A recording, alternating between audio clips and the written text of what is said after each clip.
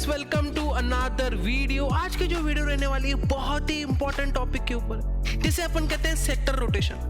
अगर आप ट्रेडिंग कर रहे हो और आप शेयर बाजार में काम कर रहे हो तो आपको ये पता होना चाहिए कि सेक्टर रोटेशन किसे कहते हैं। अगर आप इंट्राडे कर रहे हो तो भी हमें सेक्टर रोटेशन चाहिए, अगर आप स्विंग ट्रेडिंग कर रहे हो तो भी हमें सेक्टर रोटेशन चाहिए। तो इस वीडियो के अंदर मैं ये बताऊंगा कि कैसे हमें ये पता लग सकता है कि आने वाले टाइम के अंदर किस सेक्टर का मूवमेंट रह सकता है और हमें कौन से स्टॉक के अंदर ट्रेड करना चाहिए। तो वीडियो को ऐसे घाई गड़बड़ में मत देखना कि 10-10 सेकंड में फॉरवर्ड करके देख रहे हो, बिल्कुल नहीं। वीडियो को पूरा आराम से देखना, एकदम शिद्दत से देखना। अगर अभी टाइम नहीं है तो वॉच लेटर में डाल दो, चैनल को सब्सक्राइब करो, लाइक कर दो और आराम से भले रात को हेडफोन लगा के देखो, ताकि आपको सारे कंसेप्ट यहाँ पे क्लियर होंगे। और वीडियो अगर पसंद आती है तो लाइक कर देना, शेयर कर देना, चैनल को सब्सक्राइब भी कर देना, क्योंकि जितनी बड़ी कम्युनिटी होगी उतनी ही वीडियो ज्यादा लोगों तक की पहुंचेगी। और मैं एक प्रॉमिस आप लोगों से करता हूं कि मैं डेली ऐसी वीडियो लेके आऊंगा जिसके मदद से आपकी जो ट्रेडिंग है वो बहुत ही इंप्रूव होने वाली है। तो चलिए यहां से वीडियो शुरू करते हैं। सबसे पहले ये समझते हैं कि सेक्टर का मीनिंग क्या होता है। सेक्टर का मीनिंग होता है, इजी भाषा में बताऊं तो फील्ड। फील्ड मतलब कि क्या, देखो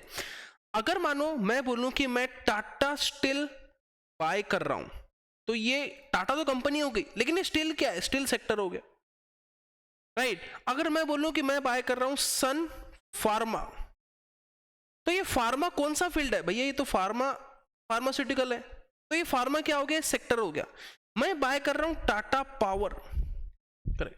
टाटा पावर का काम क्या है, टाटा पावर की फील्ड कौन सी, आप बोलोगे एनर्जी फील्ड, तो ये एनर्जी सेक्टर में आ गया, करेक्ट।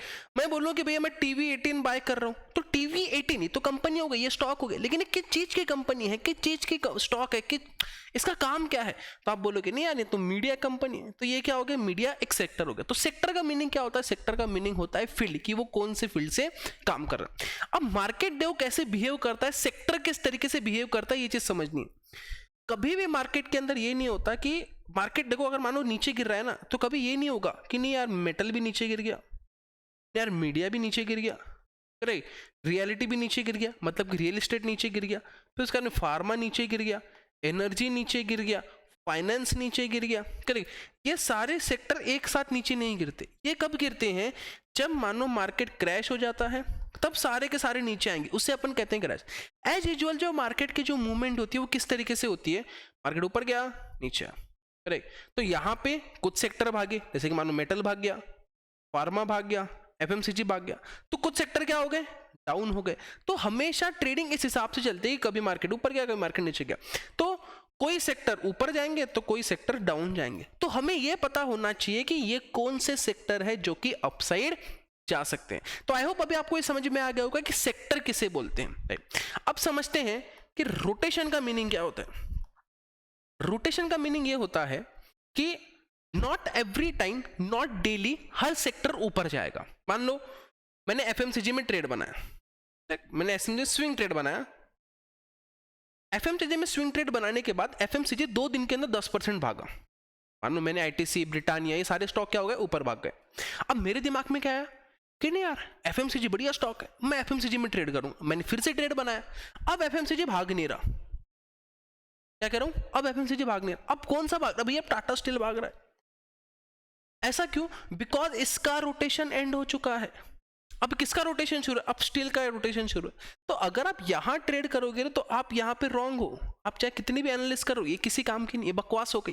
क्यों बकवास हो गई, बिकॉज आपको ये नहीं समझ में आया कि अभी समय किसका है। फॉर एग्जाम्पल, इसको एग्जाम्पल के हाथ में समझते हैं, समर है, आप क्या खरीदने जाओगे, मैं तो एसी खरीदूंगा, नहीं मैं तो कूलर खरीदूंगा। ऐसा क्यों, बिकॉज ये इसका सीजन है। आप गर्मी के अंदर स्वेटर खरीदोगे क्या, आप बोलोगे नहीं मैं क्यों खरीदूं स्वेटर, बिकॉज इसका ये सीजन शुरू है। तो उसी तरह सेक्टर रोटेशन होता है कि हर दिनों के अंदर सेक्टर क्या होते हैं, चेंज हो जाते हैं, फिर उस तरीके से मूवमेंट आती है। तो आई होप अभी आपको ये समझ में आ गया होगा रोटेशन क्या होता है।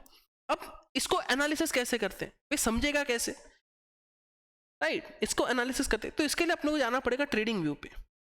कुछ लोग न्यूज बेसिस पे भी सेक्टर रोटेशन करते हैं, जैसे कि मान लो गर्मी आने वाली है, उसके पहले एसी का सेल्स बढ़ने लग जाता, तो आप जाके चेक करना चार्ट, वहां से एसी के स्टॉक आपको ऊपर देखेंगे। दिवाली आने वाली है, आपको ऑटो के स्टॉक के अंदर बूम दिखेगा, आपको टाइटन के अंदर, कल्याण ज्वेलर्स के अंदर, इनके अंदर बूम दिखेगा। क्यों दिख रहा है, जस्ट बिकॉज ऑफ, क्योंकि लोगों को पता है कि अभी क्या बिकना वाला। लेकिन मैं न्यूज बेसिस पे नहीं बताऊं, मैं आपको बताता हूं ट्रेडिंग व्यू के बेसिस पे, मतलब कि टेक्निकल के बेसिस पे। तो चलिए यहाँ से ट्रेडिंग व्यू पे चलते हैं। तो ये यहाँ पे अपन आगे ट्रेडिंग व्यू पे। अब आपको सबसे पहले क्या समझना है, सबसे पहले ये समझना है कि यहाँ पे आपको टाइप करना है CNX। CNX जैसे टाइप करोगे तो यहाँ पे चल जाना इंडाइसेस पे। ये इंडाइसेस पे गए, इंडाइसेस पे जाने के बाद ये देखो यहाँ पे सेक्टर के ना इंडेक्स आ गए। अब इंडेक्स का मतलब क्या होता है, बास्केट। जैसे मान लो अगर मैं फ्रूट बास्केट खरीद रहा हूँ, ठीक है, तो उसके अंदर क्या आएंगे, सारे के सारे फ्रूट्स आएंगे। अगर मैं वेजिटेबल बास्केट खरीद रहा हूँ तो उसके अंदर क्या आएंगे, सारे वेजिटेबल्स आएंगे। और वो जो वेजिटेबल बास्केट है उसकी प्राइस कौन डिसाइड करेगा, वेजिटेबल डिसाइड करेंगे। अगर मानो मैं ड्राई फ्रूट्स खरीद रहा हूँ, ड्राई फ्रूट्स की बास्केट, तो उसके अंदर क्या आएंगे, अलग अलग प्रकार के ड्राई फ्रूट्स आएंगे। तो अगर मैं CNX IT क्या हो गया, IT इंडेक्स हो गया, IT सेक्टर हो गया, करेक्ट। अब इसके अंदर कौन से स्टॉक आएंगे, IT के स्टॉक। FMCG, इसके अंदर कौन से स्टॉक आएंगे, डेली नीड प्रोडक्ट, ITC हो गया, ब्रिटानिया हो गया, रेडिको हो गया, उसका मैरिको हो गया। फिर उसके बाद में ये जो भी अपने स्टॉक है ये सारे हो गए, VBL हो गया। ऑटो सेक्टर, कौन से स्टॉक आएंगे, गाड़ी के stock, Maruti Suzuki, hero MotoCorp, Eicher motor, सारे क्या हो गए, ऑटो सेक्टर हो गए। फाइनेंस, कौन थे, बजाज फाइनेंस, बजाज फिनसर, महिंद्रा फाइनेंस, ये सारे क्या हो गए, इसके अंदर आ गए। फिर और नीचे जाता हूँ, मेटल आ गया, टाटा स्टील, हिंडाल्को, JSW, ये सारे आ गए। फार्मा के अंदर सन फार्मा, लुपिन, सिप्ला, डॉक्टर रेड्डी, ये सब आ गए। फिर उसके बाद में इंफ्रास्ट्रक्चर, इरकॉन वगैरह, LNT, ये सब आ गए। फिर उसके बाद में PSU bank, PNB, Canara bank, bank of Baroda, ये सारे आ गए। तो इस तरीके से क्या बने अपने पास में, सारे के सारे यहाँ पे इंडाइसेस बने हैं। अब मैं क्या करता हूँ, इसको एनालिसिस करता हूँ, मैं IT को एनालिसिस करता हूँ, मैं 1 आवर के अंदर एनालिसिस करता हूँ।